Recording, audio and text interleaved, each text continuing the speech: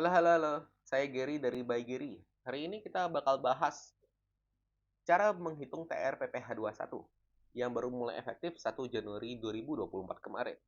Nah, TR PPh satu itu dapat dihitung dengan rumus berikut. Penghasilan bruto dalam 1 bulan dikali dengan tarif efektif rata-rata PPh satu. Nah, ini merupakan contohnya. Diketahui bahwa Tuan A adalah 6 juta dalam 1 bulan untuk penghasilan brutonya. Dan diketahui bahwa Tuan A itu WP-nya adalah TK0. Maka apabila saya tanya, PPh satu Tuan A berdasarkan TR PPh satu itu berapa sih? Sekarang, untuk mendapatkan PPh satu berdasarkan TR PPh satu, kita perlu mengetahui pertama penghasilan brutonya terlebih dahulu. Penghasilan bruto dari Tuan A adalah 6 juta. Dan status WP dari Tuan A adalah TK0. Oke. Sekarang, kita perlu mencari TR PPh satu karena kita sudah mendapatkan bagian penghasilan bruto sebulan. Untuk mendapatkan TR PPh satu, kita harus masuk ke tarif. Loh, tapi apabila kalian melihat tarif, kalian akan menemukan yang namanya kategori A, B, C. Apa itu kategori A, B, dan C? Kategori A merupakan PTKP yang status WP-nya itu adalah TK0, TK1, dan juga K0. Pada kasus kita, Tuan A merupakan WP dengan status TK0. Di mana ini berarti status WP dari Tuan A ini memiliki kategori sebagai kategori A. Oke, kategori A. Tuan A, karena merupakan kategori A dengan penghasilan bruto di 6 juta, dia akan mendapatkan tabel penghasilan yang ini. Tabel TR PPR itu yang ini. Nah, A yang memiliki penghasilan dia di 6 juta akan memasuki tax bracket nomor 4. Di mana batas bawahnya adalah 5,95 dan juga batas atasnya adalah 3,3.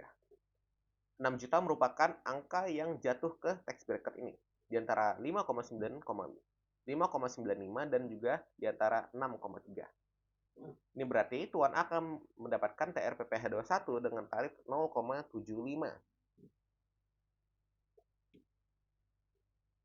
Setelah mendapatkan TR PPh satu dari Tuan A, PPh satu yang dipotong oleh perusahaan dapat dihitung dengan cara berikut.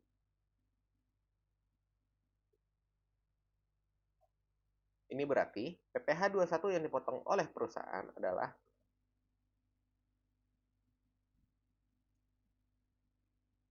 45.000. Simpel bukan? Sekarang kita masuk ke nomor 2. Penghasilan bruto Tuan B adalah 125 juta dalam sebulan. Diketahui bahwa Tuan B adalah WP dengan status K2. Maka berapakah PPh satu yang dipotong pada penghasilan Tuan B berdasarkan TR PPh satu? Seperti yang tadi, kita pertama-tama harus dapetin dulu penghasilan brutonya yang mana adalah 125 juta. Lalu kita juga perlu mengetahui status WP-nya itu apa. Kita tahu di soal bahwa status WP-nya adalah K2. K2 ini kategorinya berdasarkan PP nomor 58 tahun 2023. Ini PP-nya. Kategori dari status WP tersebut adalah B. Ini berarti kategorinya adalah B. Sekarang kita perlu menghitung PPh 21-nya. Namun sebelum menghitung PPh 21, kita kan perlu mendapatkan TR PPh 21. TR-nya itu dapat dicari pada tabel tarif untuk kategori B karena ia merupakan kategori B. Mengingat penghasilannya adalah 125 juta penghasilan brutonya dalam 1 bulan, dia akan memasuki tax bracket nomor 32. Maaf, bentar. Nomor 31. Kategori B, tax bracket nomor 31. Yang mana dinyatakan bahwa persentase dari PPh 21-nya adalah 25%. Maka, PPh 21 yang dipotong pada Tuan B adalah 25%. Bentar. Coba kita kali.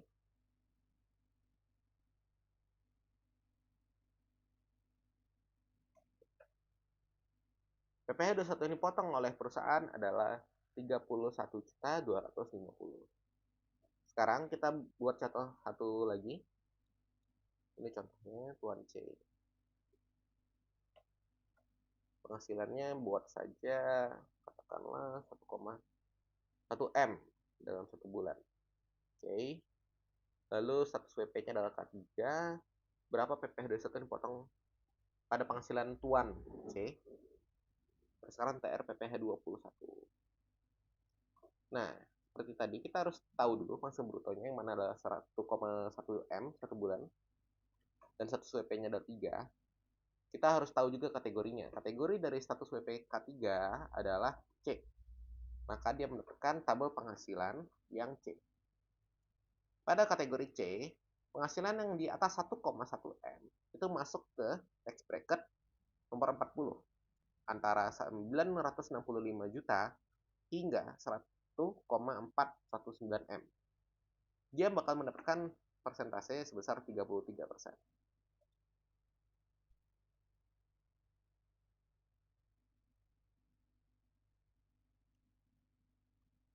Ini berarti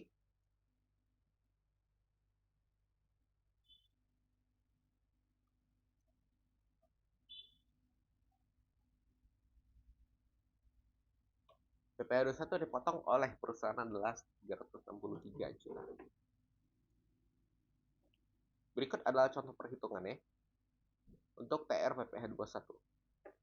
Lalu ini adalah kategori yang dinyatakan dalam PP nomor 58 tahun 2023. Dan ini merupakan tarif TR PPh 21 yang berlaku per 1 Januari 2024. Sekian, terima kasih. Mohon maaf apabila ada yang kurang jelas karena ini merupakan konten pertama saya untuk mulai menjelaskan perihal pajak ataupun perihal accounting pada kedepannya. Sekian, terima kasih.